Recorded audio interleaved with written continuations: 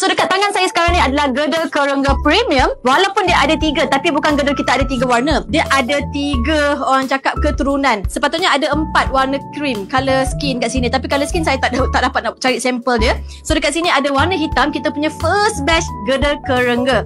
So daripada Girdle Kerengga yang ni kita upgrade warna color skin, memang dah tak ada langsung, and then kita upgrade warna pink, dan latest is kita upgrade warna purple. Kenapa kita keluarkan satu warna? Sebab kita cuba setiap fabric dan sentiasa upgrade menjadi yang terbaik.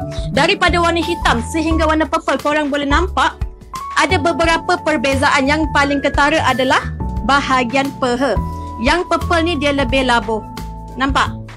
Yang purple ni dia lebih labuh. Kenapa kita buat purple dia lebih labuh? Walaupun tidak labuh sangat, bila you guys pakai, macam saya pakai, dia memang panjang. Normal girdle yang berada di pasaran, saiz dia macam pakai boxer je. Baik punya seluar syuban kita je.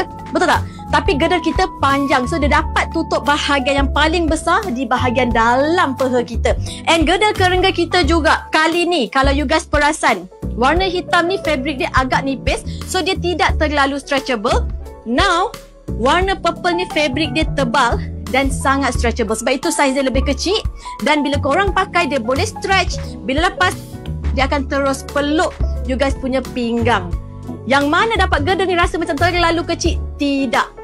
Tarikkan dia dan masuk je badan. Seriously, kalau betul-betul ikut ukuran pinggang, memang boleh masuk. Nampak macam kecil, tetapi bila pakai, heaven. Bila pakai, dia rasa macam sedap sangat-sangat dia punya support dan grip bahagian pinggang.